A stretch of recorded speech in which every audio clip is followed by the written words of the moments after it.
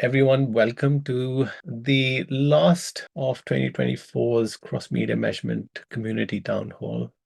This is obviously a community space for everyone involved and interested in Halo and the cross-media measurement initiative. Let's go through the agenda for today. So today I'll take a quick look at what's happening at Halo, a bit of updates on what we've been doing for the last couple of months. We also have Martin Lawson, who's the product lead at Origin, who'll talk a bit about the pilot that's happening in the UK, and we'll hear more about the updates on the beta trials that are going on. So we'll hear from him. We also have our advertiser voice here today, which is Prasad Khag. He's head of media, digital, and strategic planning at Sanofi, and it would be great to hear from him, his perspective on what's happening in the space of media planning and measurement and why he's so closely involved with the initiative. So really keen to hear his perspective. And finally, we'll end with a session on how Halo works. So last time we had Andrew, who spoke about the panels, the cross-media panels, and how WID modeling works. And we'll be continuing today from the earlier phase which is the training phase to the measurement phase where actual measurement happens, and we'll try and simplify the various stages that we go through when data goes through the measurement phase. So we'll try and simplify that, and we have both Craig and Stephen would be joining in a kind of candid conversation around these the technologies. So we'll try and make it as simple as possible so that everyone who is involved sort of understands the intricacies of the technology as well. So let's get started. We have around 45 minutes, around 55 minutes to go through the content. But feel free to add questions in the webinar chat as we go through the session. All right, so it's been a busy couple of months since we last connected at Halo. We had in mid-November a really interesting and really fruitful session where both the Halo teams as well as the in-markets team in the UK and the US came together. We had a session in London where teams from Origin and Aquila all came together working on the cross-market roadmap alignment. And basically what we are doing is trying to identify the key areas that will be most critical for 2025. It was a working session. We took a full day of working with the engineers, with product and business leads to identify what are the most important things that are critical for the success, both for the beta that's going on in the UK, but also what do we need to ensure that helps us scale and improve our deliveries. So as Matt has already mentioned a couple of our earlier calls, the roadmap has been progressing from just development of the code in 2023 to the code fit and finish, which we have been trying to do in 2024. So how do we refine the code and develop all the features required to deliver the region frequency analysis? And in 2025, our focus is going to be on supporting and scaling. So when I say support is how do we ensure that the markets, the current test markets in the UK and the US are supported in the best possible manner. We ensure that we are identifying any bugs, any request for improvements in the infrastructure. The scaling part of it is, I think, what we are realizing as the projects are moving into beta is it's important for us to scale both to data providers, so platforms or media owners to onboard onto the local market platforms, but also the end users.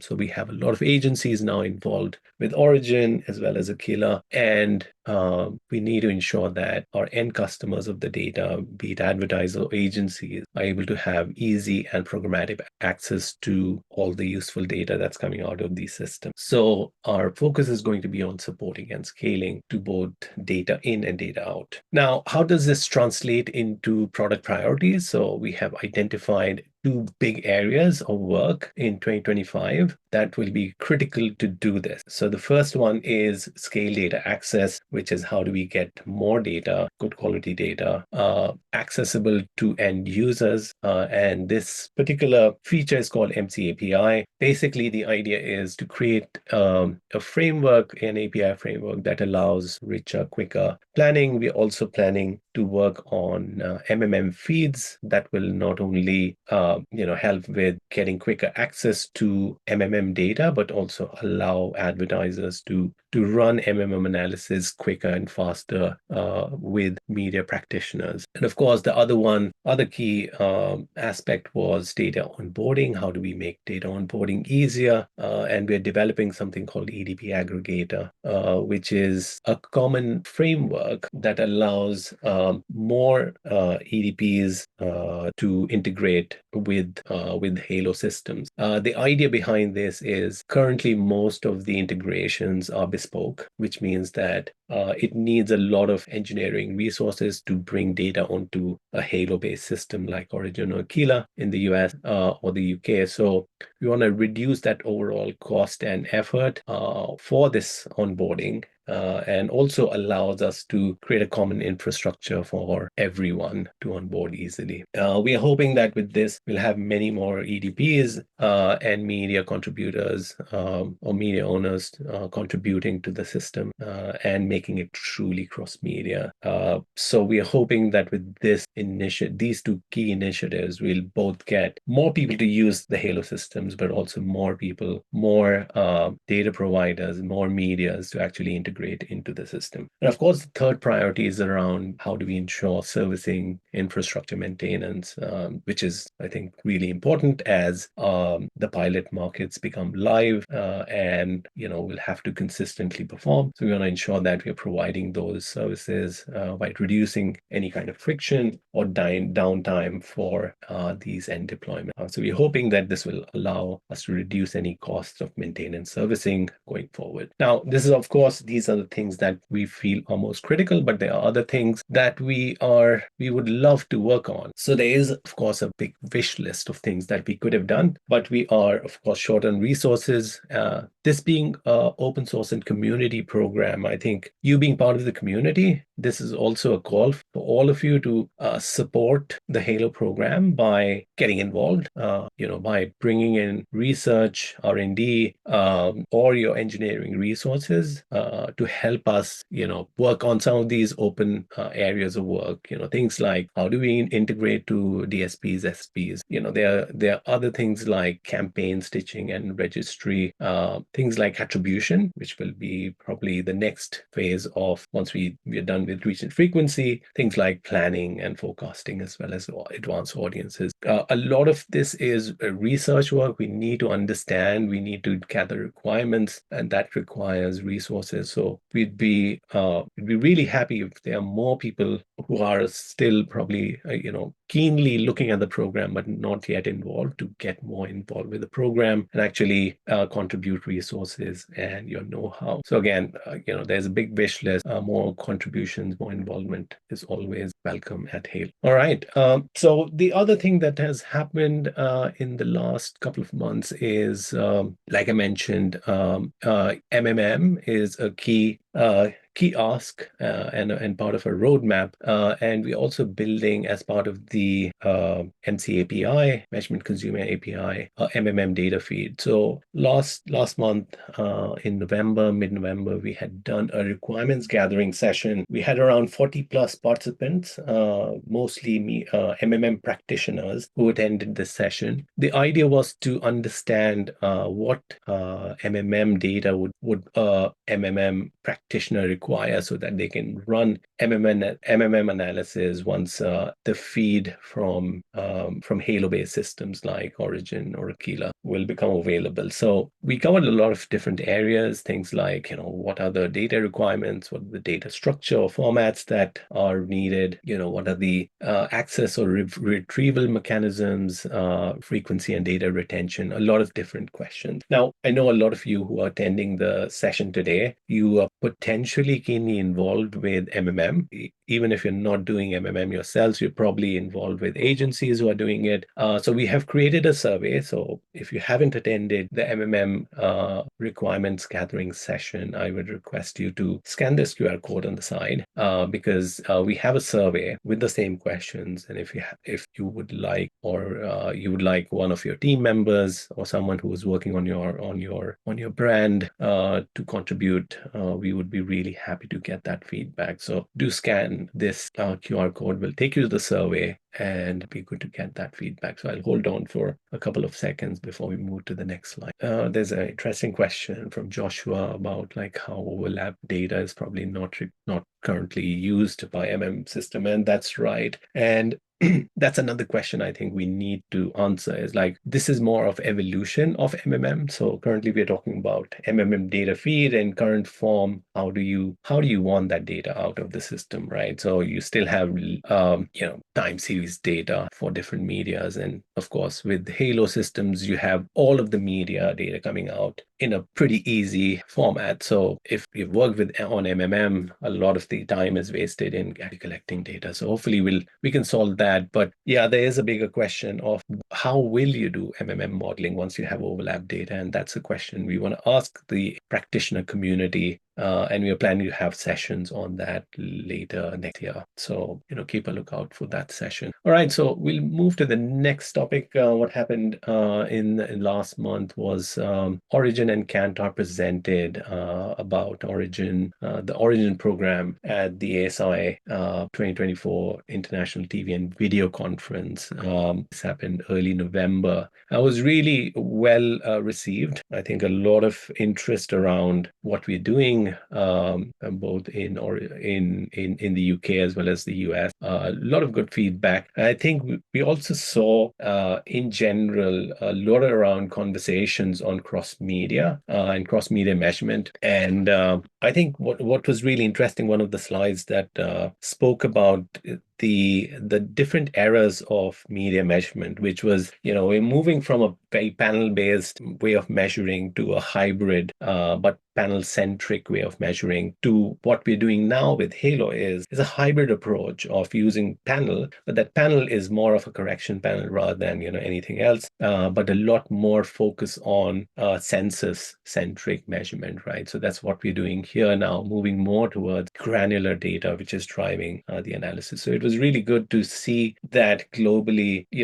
that's how a lot of the media practitioners, measurement practitioners are thinking about how cross-media measurement will go, and we're at the forefront of it. So Origin is doing it first, Aquila is doing it first. So we're really, really happy that we are leading the way in that thinking. And then finally, the last update that I have is that we have been planning in the background, and I know a lot of you have previously probably attended the Halo Community Summit. It's very popular among our community, and there's a lot of useful content that happens at the Halo Annual Community Summit. So we are planning to have one in 2025 as well, and the plan is to have it in early March. Now, we are, of course, conscious that community is keen to gather and discuss the most relevant things. We want to make the community summit useful for everyone. So we have a quick survey. If you are interested, we would be keen to get your feedback on what you want happening at the summit. Who do you want to speak? Are there any particular topics that you would want to cover? If you're planning to attend or not, do you want to attend virtually or physically in person? So any feedback would be useful for us to curate the right content as we plan for the next year's meetup in New York. So we'd be keen to get your feedback. To scan the QR code and provide your feedback. All right.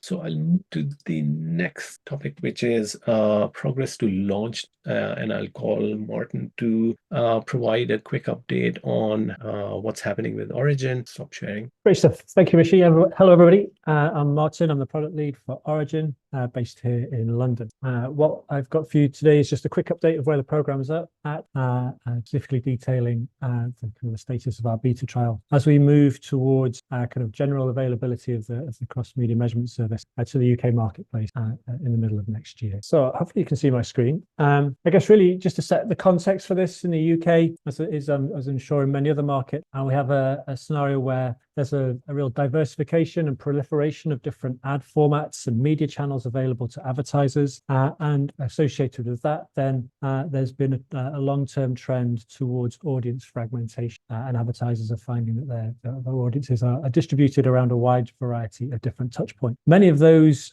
environments that have the biggest reach often are walled gardens, where there is sort of siloed and proprietary measurement practices in place, which means access to kind of data that would feed cross-media measurement solutions is often piecemeal or fragmented and hard to access on a systematic basis. All of which means that gaining a perspective on ad delivery across a range of different touch points for a particular audience is getting increasingly challenging. Origin is there to be the solution for that. It leverages the Halo code and the WFA framework, and will be the first market to launch using those kind of principles and technologies to deliver a service. It's going to be a world first. It's advertiser-led, single source data set at the heart of the Origin calculation process, and it involves kind of measurement of independently audited inventory, and the measurement framework itself is independently audited.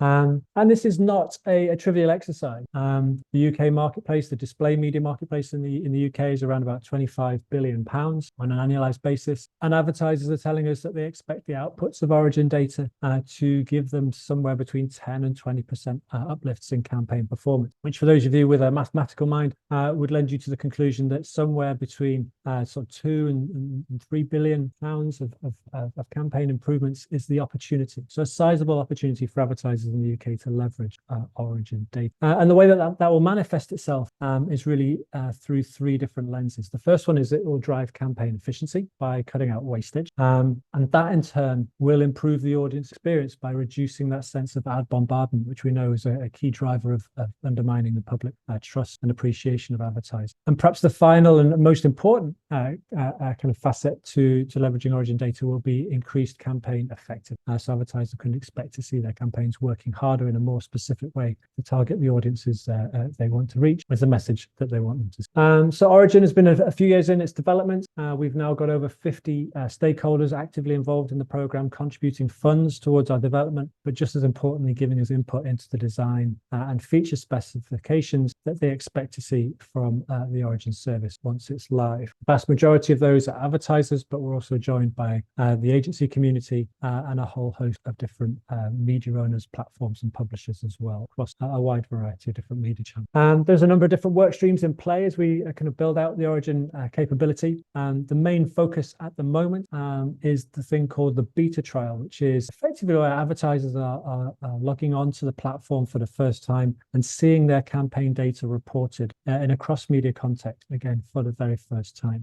We're just partway through the beta trial at the moment. That's kind of started a couple of months ago. It will close in the early part of next year. Thereafter, we will go through a period of pilot phase where if the advertisers are on board the program will continue to see their data as part of Origin. They'll use it as if the service was live. We'll be working in the background to drop new features during this period, but also to kind of batten down the hatches, get all the fixtures and fittings in place ahead of general release to the market. Open access for all advertisers in the UK who want to use the Origin service from the mid part of next year onwards. So let's just take a moment or two to unpack the beta trial in a little more detail. So the first thing to say is that we have scaled participation from those 35 advertisers you saw a screen or two back. They're all due to be participating in the beta trial. And between them, they have a combined ad spend of about £3 billion. So they are a sizable part of the marketplace already actively involved in the Origin program and seeing their campaigns reported in the cross-media content. The data that they will see as part of the beta trial covers linear TV, also YouTube, inventory and Meta. And that we're currently onboarding TikTok and Amazon inventory as we speak. But that's what they'll see during the launch period. And as we progressively move through the trials, we'll be getting feedback on an increasingly diverse array of different features that will be available to end users within the platform itself. Just to give you a kind of a snapshot of who's involved in the beta trial so far. This is, I guess, a summary of this week's kind of program report on the trial.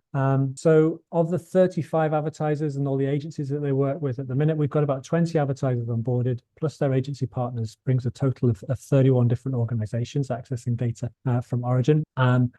They've already contributed to a large number of tests. They're already downloading reports, so 150 or more reports have been generated from the platform already, even though many of the advertisers have only been on board for a few days or a couple of weeks as well. We'll be onboarding more advertisers and their agency teams in the weeks up to Christmas and into the new year to get to a point where we'll have all 35 advertisers and their respective agency teams active and using Origin in a live context. So we'll be able to update you in the coming weeks and months about the kind of more granular learnings that we get from the trials and give you a sense of the demand and usage of the platform. But the initial feedback that we've had from trialists is really encouraging, and it kind of gives us confidence that we're building out a service that will meet market expectation as we take the service to general availability next. When we kind of take the market to general availability, that'll be in Q2 next year. The current inventory that they see in the platform, which is TV, Google, and Meta, will be joined by Amazon and TikTok inventory. And across those inventory partners, we will be measuring something in the order of 70% of UK ad spend. So a sizable part of the market will already be kind of measured by Origin at launch. The inventory types we'll measure will be linear TV, digital video, and digital display. Host this launch to the market will be folding in other inventory type, new media partners, and new media channels to get us beyond 90% of UK ad spend coverage, as close to 100% as we can get as quickly as possible. And we'll be onboarding those media partners in priority order as determined by our end user community. In terms of what end users can see, when they access the Origin platform, they'll download a report, which in essence is an Excel file. And then from that, they'll be able to kind of visualize data, which brings to life the cross-media component of their campaign. So, for example, if you imagine commissioning a report which included some video inventory, you would specify the campaign components that you wanted to have measured. You'd specify your audience. You'd specify the time period you wanted to run that measurement over. And then critically, for any video assets, you would measure the completion status of any videos that you wanted to have measured. And for any digital inventory, you would measure you would specify the viewability state of that inventory also. And that could be as kind of as stringent as saying, I only want to measure 100% fully viewed videos, or at the other end of the spectrum, it could be that all measured impressions count as part of your report. That's up to you as an end user to specify that. We are kind of baking in standards like the MRC 2-second standard as a default within the service, so those can be respected and surfaced if you need to see that information as well. Obviously, how stringently you set that bar around things like video completion will impact the number of impressions that get counted for the measurement, and that in turn will affect how you grow your coverage over time. And end users will be able to see for each of their channels that they have within their measurement report what the total reach of that particular channel or media partner was, and how much of that reach was unique to that particular channel. You'll be able to see where channels and media partners are working in conjunction with each other to grow frequency, and where they're working in isolation to grow unique coverage. Obviously, what we take to market in the initial parts of next year is really just the beginning of the Origin journey. It's an MVP situation where we'll be looking to scale and grow the number of features within the service and the coverage of media channels and media partners, as I mentioned earlier. So the first service that end users will see when they're using the Origin platform next year will be a core reporting capability, which will measure deduplicated reach and frequency across digital video, digital display, and linear TV.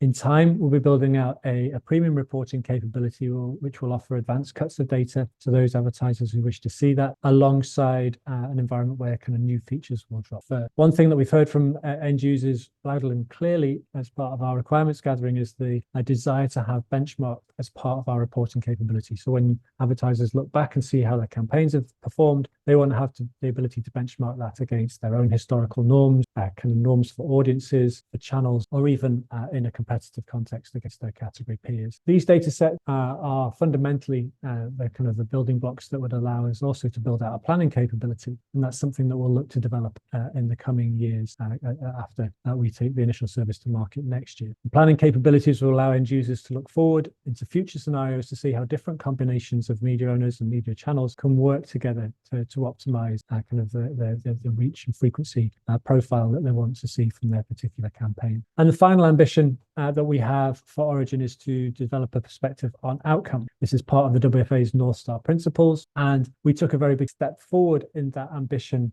a few weeks ago, as Rishi mentioned, by bringing together a whole load of participants from our stakeholder base to start to gather the requirements for what they would need to see from an MMM specific feed out of the Origin server. Over 30 organizations were represented at this kind of requirements gathering session, which kind of I think is testament to the interest there is around developing an MMM capability off the back of Origin data. And those representatives were from both the advertiser community, their appointed analytics organizations, and the media agency community as well. So this will be a body of work that kind of grows and develops from here on in, and we'll be running along the development path of Origin as we take the kind of the core reporting service to market in the coming months. But we'll be able to update you on our progress on both of these endeavors in the coming sessions that we have across 2025 and beyond. I'm conscious of time, so I won't present any more material to you, but if you've got any questions or you want to have a separate session offline, please let me know, and I'm happy to respond to any questions as they pop up in the chat as well. Thank you for your attention, and speak to you soon.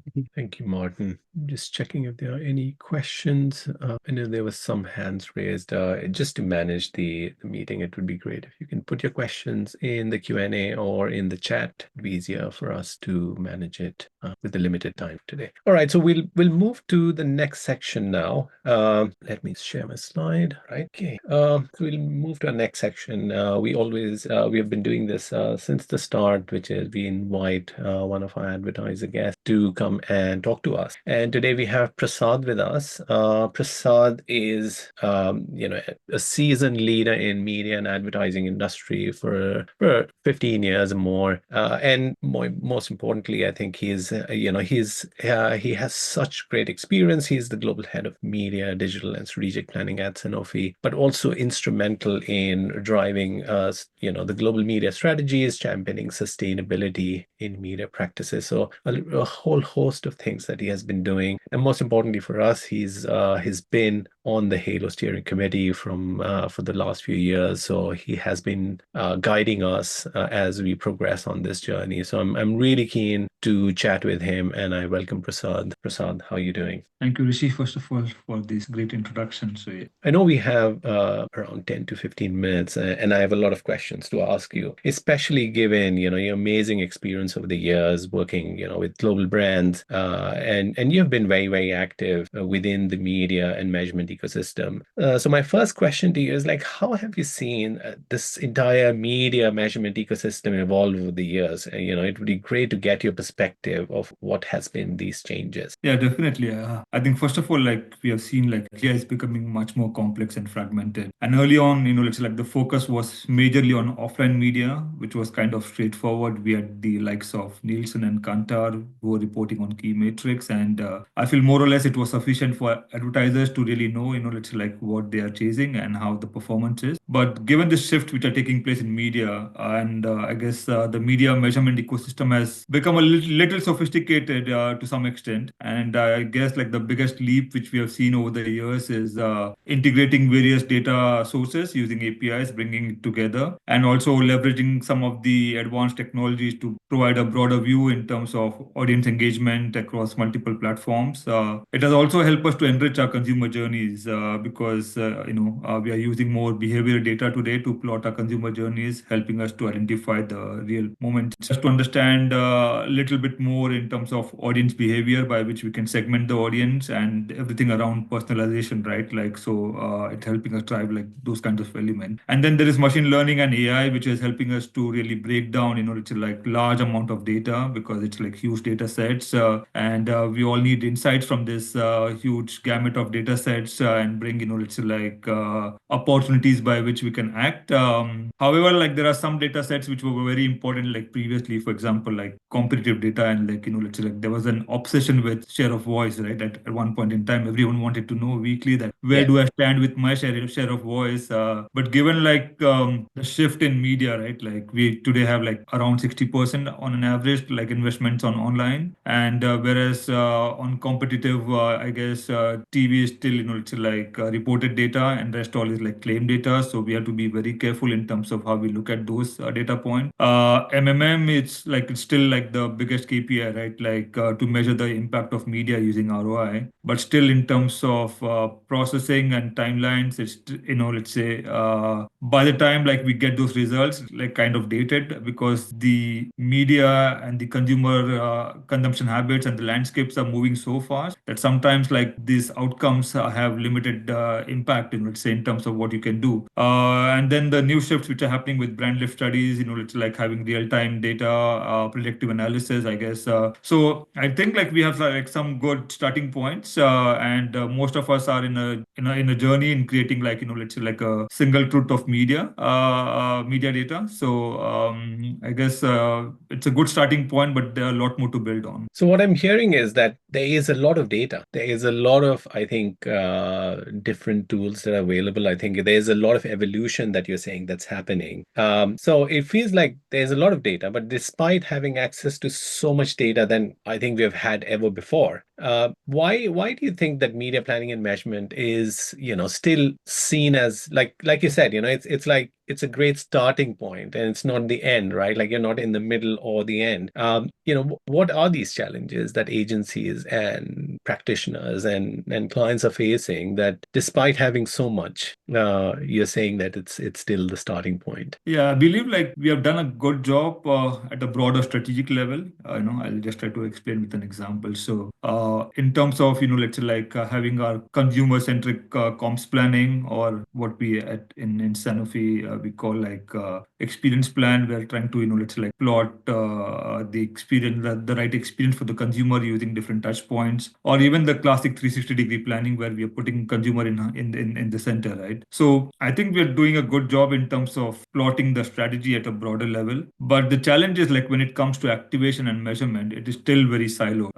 So today, for example, if we know that, okay, 3 plus is the optimum frequency on which we need to operate, but we don't have a system or a tool or a platform by which I can plan that optimum level of frequency cross platform. So what we are doing is we are trying to activate that 3 plus frequency on each platform so that, we are not going to miss out the consumer, let's say. And that's kind of also like the overexposure which is happening. The second part for the agency side is, I guess there's also like data overload, and the sheer volume of data can be overwhelming for anyone, right? And then we expect like agencies and our partners to really shift through this vast amount of data to find information, to give us relevant insights, and this can be very complex and time consuming. And on the top, I guess with data, like there are also like privacy regulations with GDPR, and it's like different privacy laws in different markets, which makes very tricky, and let's say like also like legally binding in terms of what can be done and what cannot be done. And especially like categories where we operate, which is healthcare, there are like really high regulations in terms of consumer data, right? So we have to be very careful in terms of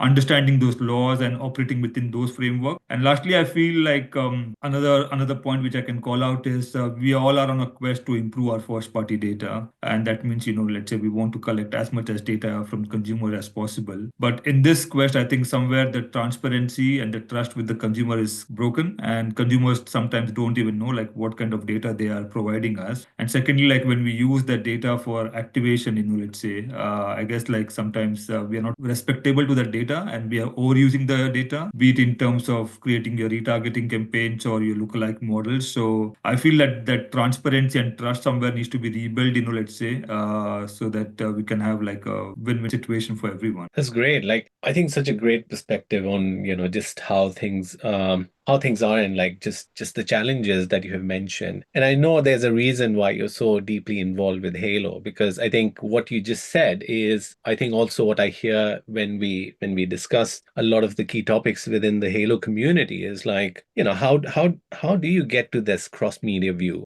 so that you go beyond the multiplying effect of frequency that's happening the way we are planning today. But also I think the other thing you touched upon was, the trust and transparency. How important do you think, and especially now that you're working so closely on this open source industry driven project called Halo, like how important is this, this trust and transparency, and like how do we really work on delivering this for the market? Especially like you said, there's change in regulation, there's change in the way we need to consider the choices that we make in terms of the technology. Yeah, I mean, trust is absolutely critical for adoption of any technology, not Halo, right? Like, so for Halo also, I guess trust is very important. And it ensures that advertisers feel safe and confident using the technology. And this will help us drive adoption. And given that there is massive data play involved in this topic, compliance on data privacy laws and transparency, let's say, which I touched upon, key. And especially like for us or any advertiser to be part of this program.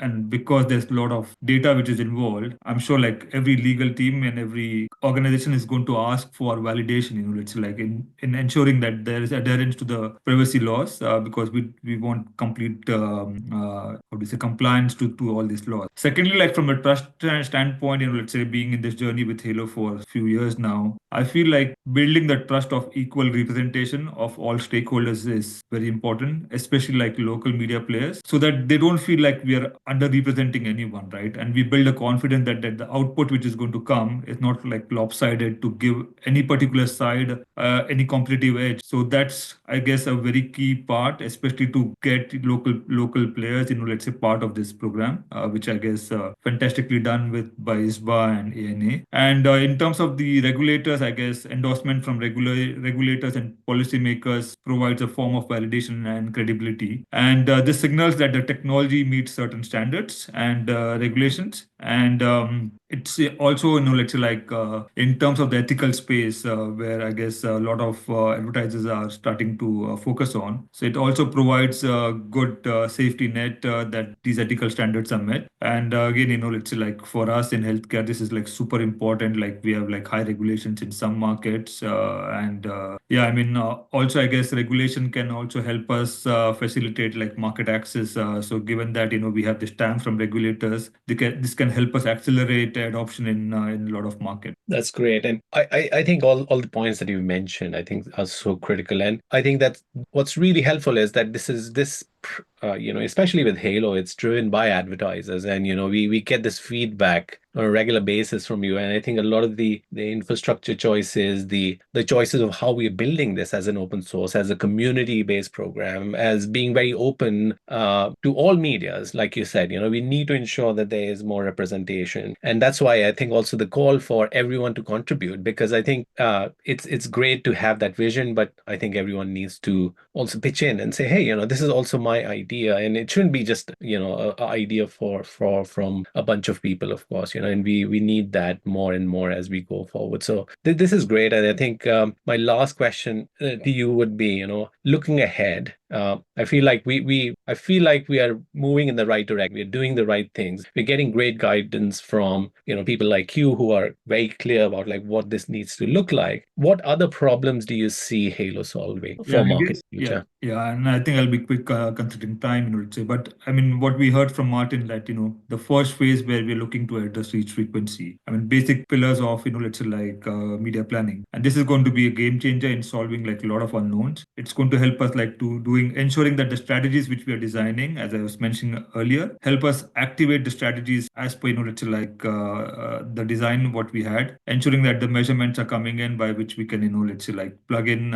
back and then use those in terms of our learning curve. And another thing, let's like very quickly, I mean, I was speaking at yesterday at the Responsible Advertising Summit, and I was touching on the topic of ad fatigue, where intrusiveness has become such a big topic now with consumers, given the bombardment of ads, where we are not able to do frequency capping in a very idle manner. So I guess with Halo, we are also going to solve that challenge to a larger extent in terms of helping us, let's like reduce the intrusiveness with the consumers. And I guess like it's also going to help help us have a unified view of our audience engagement, let's say like the ROI model, which you were speaking about, I guess. A lot of positives. So net, I feel like somewhere Halo is going to help us like reduce media wastage, build better efficiencies, identify right level of saturation levels, and also on the effectiveness side, let's say help us improve on our brand attributes. So yeah, very quick so that, we cover the next topic also. But I feel like there's a lot of value, and I really expect like a lot of brands, a lot of markets getting onboarded. And I know like we're doing a lot of efforts on that direction, but I really hope like we have like a lot of brands which comes in the journey. And yeah, I guess it's going to be fantastic for the industry. Perfect.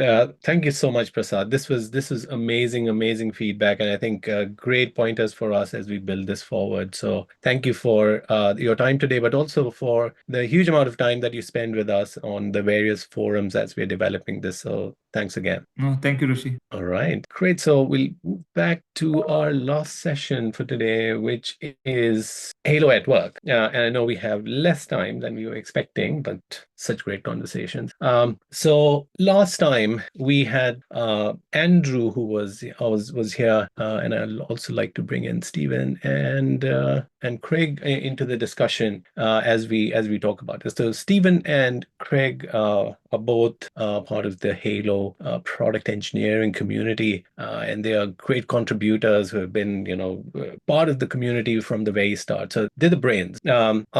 So I've brought them in so that we can move from the training phase, so well explained by Andrew, to start understanding the measurement phase. And this comes because there was a lot of demand after Andrew's session, like, hey, you covered the training phase. What about the next phase? The measurement phase, and we need to do a bit of a deep dive and to understand all this complex technology. So we tried to simplify it. What I've done is I'm going to ask sort of questions around the measurement phase with Stephen and Craig, in presence, because they are the tech gurus here. I'll try and explain as much as possible, as simply as possible, and I'll also keep checking with Stephen and Craig, am I saying the right thing? So the intention is to simplify, what looks like a pretty complex set of infrastructure that has been built to deliver reach and frequency. So recapping, we've spoken about the training phase, how WID models are built so that, allows EDPs or media providers to harmonize that data so that they can be used for measurement. And now going to the measurement phase, where, as I understand, measurement phase is not talking about the overall platform sort of modeling, but we're specifically looking at the actual ad campaign. So now we're going at a micro level, a particular campaign, and now we're trying to understand what happened to that campaign across all of these media. So it feels like there are four key critical technologies that are part of this measurement phase: the WID labeling pipeline and private sketches, which is sort of what happens at the EDP or the media owner side. And then you have the MPC and reporting, which is more of what happens inside the technology, the privacy preserving technology processing. So I'll go into each of these and try and explain what these are, and then we have Stephen and Craig to keep me honest about what I'm saying. So maybe in the interest of time, we try to summarize all four of them. I don't know that we have time in 5 minutes to kind of dig into each of the four. Okay, cool. So I've written my answer, so I'll try and go through these answers. So what is WID labeling pipeline? As I understand it, it's like a barcode system, right? Like for a cross-media system to work, we want to ensure that given different platforms use different ways to track ads, it would be very difficult to figure out what are we measuring when it comes to a campaign, right? Because campaigns are called different things in different platforms, right? So if you want to track an ad, it's like a barcode system that works across all platforms, right? So this WID labeling pipeline is that common way of understanding what an ad is, right? So the pipeline makes everything consistent across all platforms so that advertisers can sort of get the whole picture of a particular campaign. Does that make sense? Right, Rishi. What it does is publishers are able to put in their disparate impression data, and out the end comes something that's more standardized and normalized and ready for reach and frequency measurement. Great. And then you have the private sketches. Again, this is more at the EDP or the media owner side of it. And the way I understand it, it's basically basically a way to sort of, so now I think the vid labeling pipeline is more of like, how do you identify the ad itself? And then you have private sketches that are essentially a way to count, people who were exposed by that particular campaign or by that ad. So you are giving a framework through vid labeling pipeline for EDPs to actually figure out which campaign are we measuring, so that they are preparing the data that needs to be then combined, right? So that infrastructure that we're building, which is the next part of it, which is the PREF, which is, or in this case, MPC. The vid labeling pipeline is identifying what the ad is. The private sketches are a way in which EDPs are able to send that data specific to that particular ad or cross-media campaign into a private measurement system or a privacy-safe measurement box, which is the MPC, that allows that data processing to happen in a private space where there's no data. Can I interject some stuff? Okay, so I think if you look at the diagram, it might actually make sense to look at it right to left. Mm-hmm. You want a report, and a report has different reach metrics, say, and impression metrics and other things. But let's say you had 3 publishers, and so you maybe want a reach metric for each of them, and then one deduplicated reach metric for all 3 of them. Yeah. You're going to end up running an MPC per deduplicated reach metric. So let's just take that one deduplicated reach metric, the 3-way one, and we're gonna run this MPC. It's like, well, what's really going on with this MPC and this private sketch? Well, really, what we want to do is we want to take these VIDs, which represent kind of real people in the world, and we want to get the VIDs from each of the 3 publishers, and what we'd really like to do is just bring them together in one place and just count the number of distinct VIDs. But I think it turns out that the VIDs themselves are sensitive identifiers. So we can't just pick up the VIDs and plop them down somewhere. We have to think about how to compute upon them securely. But at the end of the day, we just want to count the number of distinct VIDs for one line item in our report. In this case, the 3-way deduplicated reach. Now, the other problem we have, right? Let's say we could just count them securely. There's a lot of them, and if we put each of them into a system and try to count them all as numbers one by one, that's a really big computation. So what we really want to do is, apply this sketching technique to reduce the size of the computation and, make that a private sketching technique so that we can compute securely. And that's kind of what we're doing with these 2 middle boxes, is just reducing the number of things that we're working on to a manageable size and then computing on them securely. And in the end, just counting the number of distinct VIDs for a line in the report. Perfect. So we do that lots of times per report, of course, right? It's a report is not a single reach metric. Perfect. So the first 2 are what happens at the EDP side, where they're preparing the data. The MPC is where the secure computation happens. And then finally, reporting, like you said, is where the aggregated results are published. And each of these are key elements that are needed so that, you have a deduplicated reach number or whatever analysis is required for this cross-media measurement. All right. So I know we're trying to oversimplify it, but I hope from what we heard last time to this time, I think it makes sense that it's a tough thing to come to a granular cross-media measurement system, but this allows us to have census level data being inputted in a way that's both private as well as granular, allows us to report cross-media reach and frequency insight in a granular and quantifiable way. So great. I know we are out of time. Last thing that I would like to request all attendees is do register for the next town hall. We have the next one planned for the 5th of Feb. You can go and register for the event here. And if you have any questions, I know we are out of time, but if you have any questions, do send it across to us and we'll try and answer these, come back to you. You'll also find the recording of the session on our website on WFA CMM program. So do review it if you have missed out on certain parts. But thank you so much for attending the town hall today, and we'll meet you again next year. Thank you.